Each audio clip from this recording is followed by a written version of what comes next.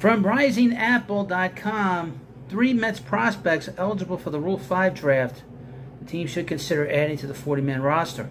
Now, if you like this video about the Mets prospects and their minor leaguers, you want to subscribe to this channel. I would mention this channel is getting close to sort of getting partially monetized.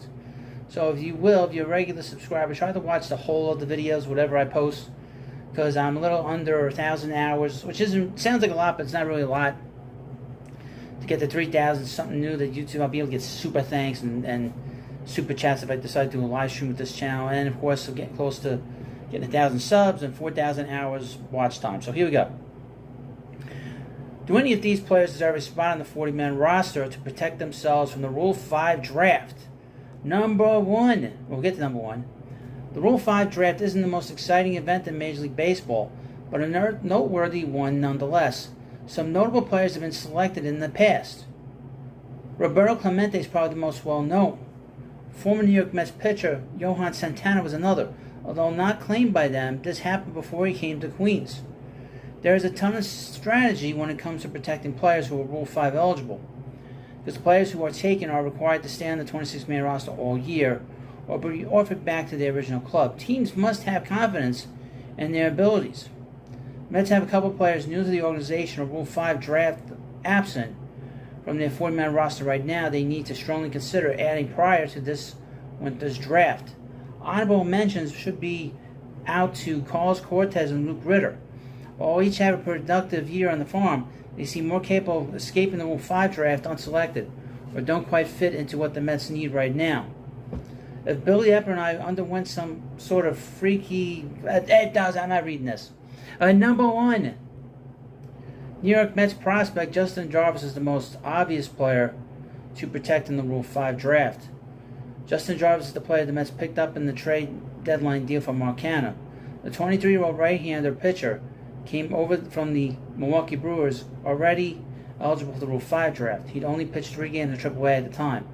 Since joining the Mets, he has gotten a few more. The results for Jarvis hasn't been there, however. In 6 starts for Syracuse, he is 0-3 with a 8.38 ERA. It was a trend already ongoing with the Brewers AAA team in Nashville. Jarvis is now a combined 0-5 of a 9.29 ERA with both organizations at this level. Mets don't have to force him onto their big league roster just yet, but giving him one of their coveted 40-man roster spots is a must. Well, I don't know about that. You can let me know in the comment section. Otherwise, what was the point of trading for him in the first place? Jarvis might be safe from getting selected in the Rule 5 draft simply because he hasn't shown enough to warrant a major league role. It's not worth the risk. We'd have to believe adding Jarvis to the 40-man roster or trading him in a separate deal was a part of the Mets' plan all along. Surely they could have gotten something else for Jarvis if they hadn't already panned out space for him on the 40-man roster, right? And he flies it to right center field. Roden is back on it. Baroa blazing over as well, and it is gone. A 1-out solo homer for Jeremiah Jackson, who goes deep on back-to-back nights. Number 2, Jeremiah Jackson. There's also Jeremiah Jackson, another JJ the team acquired at the trade deadline. This one comes to us via the Dominic Leone deal. Now, Dominic Leone was placed on waivers by the Angels, and he was picked up by the Mariners. He's a curious cat. Jackson's on his way to setting a new personal high in home runs for a single season on the farm. Stuck in Double-A at the moment, his biggest problem has been hitting for average. He was just a .215 batter last year in Double-A. He has been better overall this year, yet not enough to earn him a promotion to AAA quite yet. He has hit .239 with a .336 on-base percentage, .413 slugging for Binghamton in his first 110 plate appearances. Highlighting this stay are the 5 home runs, which combined with the 15 hit prior to joining the Mets, giving him a solid 20 for the year. Jackson's played all over the field in his professional career. He's logged a time at shortstop, but has gotten increasingly more familiar with second base. Jackson can also be found at third base and in the outfield.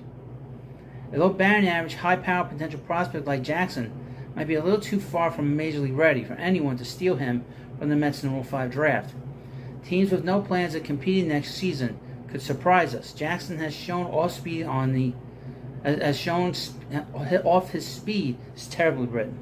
Jackson has shown his speed on the base paths. He's a utility man a team could suffer through the growing pains within 24. And if things don't work out, demote for the 25 campaign to freshen up some of those skills. Well, he was a guy that was drafted by Billy Epler, so he might be on the roster, but we'll see depending on who the Mets bring in for president of baseball operations. So keep an eye on Jeremiah Jackson. And slam for Brandon McElwain. And in a flash, the Mets are down by just one. It's 6-5. This kid's a lot of fun. Brandon McElwain, fresh up from AA Binghamton. Family's been in attendance all week, and they're watching their son have a heck of a week. And number 3. That's a name I haven't mentioned. His name is Brandon McElwain. Brandon McElwain is an undrafted amateur free agent signing whose eligibility for the Rule 5 draft comes around this December. He hasn't torn the cover off the ball, however. This year's performance has made him a much more viable candidate to at least sip cups of coffee, of big league coffee. McElwain is now in AAA after slashing 260 and 360 AA at-bats. He had 7 home runs and 47 RBIs, which already tied his previous highs and dingers and surpassed the RBI total. An athletic outfielder and 2-sport athlete in college, playing quarterback, the ceiling for what McElwain would accomplish as a professional baseball player already seems to be smashed. His college athletic career didn't work out the way he had hoped, which actually led to the Mets having the ability to take a chance on him when McElwain went undrafted. In his 114 play appearances in AAA, he has hit .247 with a .412 on-base percentage, .494 slugging percentage with 5 home runs. He has added 8 stolen bases, which is a bit of a surprise considering he had 9 one level down. As a 5th outfielder, McElwain might intrigue teams enough to stash on the roster with those dirty duties of replacing inferior defenders or pinch running. The Mets look like they already won by signing him. The next phase is to capitalize on his minor league success.